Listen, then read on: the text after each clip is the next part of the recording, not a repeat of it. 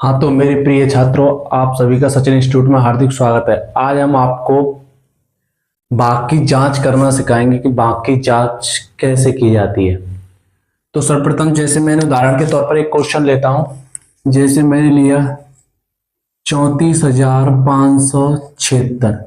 इस संख्या को मुझे भाग देना है कितने से? 12 से। इसमें इकाई अंक कितना है? 6, दहाई, 7, सैकड़ा, 5, हजार, 4 और 10,000, 3। 34,576 को भाग देना है मुझे 12 से।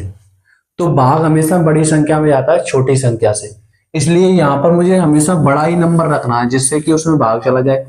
जैसे यहाँ पर अब कितना 3, क्या 3 में 12 का भाग जाता है? नहीं जाएगा। तो यहाँ से कितना लेंगे? 4। तो हमारी संख्या कितनी हो गई? 34।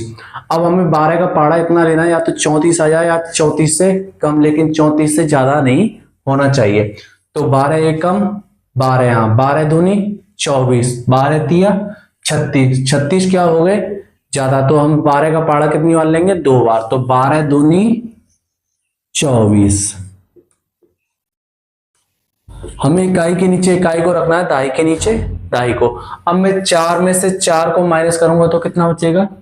0। 3 में से 2 माइनस किया तो कितना हुआ? 1। अब हमारी संख्या कितनी आ गई? 10। क्या 10 में 12 का भाग जाएगा? नहीं जाएगा। तो यहां से हम अगला अंक उतार लेंगे तो कितना हो गई? अब हमारी संख्या हो गई 105। अब हमें 12 का पाड़ा इतना लेना है, या तो 105 आ जाए या 105 से कम, लेकिन 105 से ज्यादा नहीं होनी चाहिए।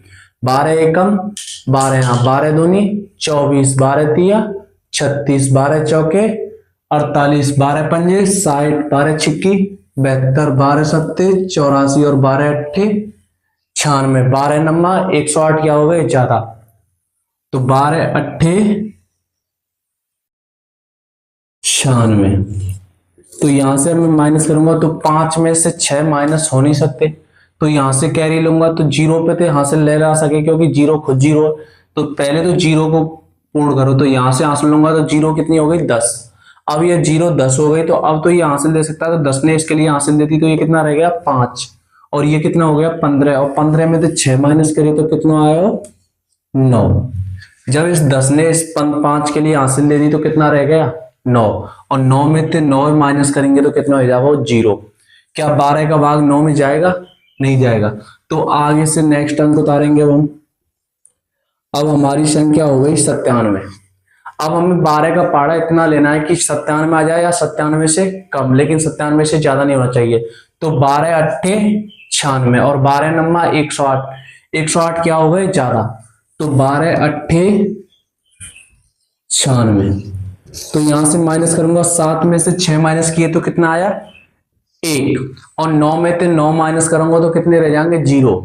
क्या 1 में 12 का भाग जाएगा? नहीं जाएगा। तो यहां से कितना अंक उतार लेंगे हम? 6। अब हमारी संख्या कितनी हो गई? 16। अब हमें 12 का पाड़ा इतना लेना, या तो 16 आ जाए या 16 से कम। 12 एकम 12, 12 दूनी 24, 24 क्या हो गए? ज्यादा। तो 12 एकम 12। अब इसमें से 16 में से क्या माइनस करेंगे? 12। तो 6 में से 2 माइनस करें तो कितना होगा? 4। अब 1 में से 1 माइनस करेंगे तो कितना होगा? 0। 0 तो बच ही ना सके, तो यहां तक कितना बच्चे? 4। 4 का है हमारा शेष फल। 2881 क्या हो गया? भागफल। और इसको क्या बोलते हैं? भाज्य। और ये क्या होता है? भाजक। शेषफल को हम इंग्लिश में बोलते हैं रिमाइंडर। रिमाइंडर को, शेषफल को हम रिप्रेजेंट करते हैं स्मॉल आर से। भागफल को इंग्लिश में बोलते हैं क्वोशिएंट, और भागफल को रिप्रेजेंट करते हैं स्मॉल क्यू से। और भाज्य को इंग्लिश में बोलते हैं डिविडेंड। इसलिए भाज्य को हम रिप्रेजेंट करते हैं स्मॉल ए से, और भाजक को हम बोलते हैं डिवाइजर, और भाजक को प्रेजेंट करते हैं स्मॉल बी से। अब ये तो हुआ हमारा भाग। अब हम इसके उत्तर की जांच करेंगे। तो उत्तर की जांच,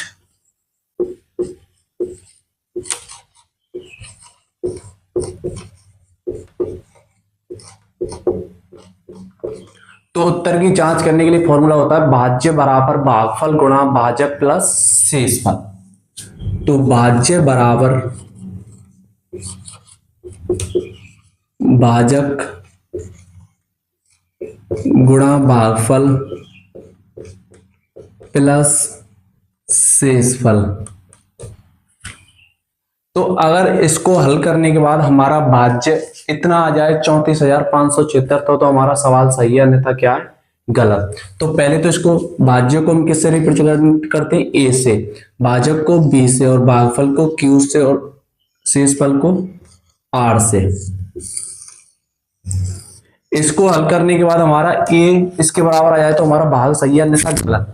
तो ए बराबर हो जाएगा, बी की वैल्यू कितनी दे रखी है 12, गुणा क्यू की वैल्यू कितनी है 2881, प्लस आर की वैल्यू कितनी है 4। तो अब हम इसको बोडोमास नियम से हल करेंगे। तो बोडोमास नियम में पहले हम प्लस को हल नहीं करेंगे, पहले किसको हल करेंगे, गुणा को। तो पहले गुणा को हल करेंगे तो ए बराबर हो जाएगा 12 एकम 12, यहां हासिल कितनी हो गई 1, 12 अट्ठे 96, 96 और 1 97, हासिल हो गई 9, 12 अट्ठे 96 और 9 कितने आएंगे 105, 105 को कितना आएगा यहाँ 5, हासिल हो गई 10, 12 दूनी 24, 24 में हम 10 जोड़ेंगे तो कितना होगा 34, और 99 कितना जोड़ देंगे अब हम प्लस 4। तो ए बराबर कितना हो जाएगा, अब हमें ये जोड़ना है तो इकाई में हमें इकाई जोड़नी है। तो 4 में 2 प्लस करेंगे तो कितना होगा 6, 7 को 7, 5 को 5, 4 को 4 और 3 को 3।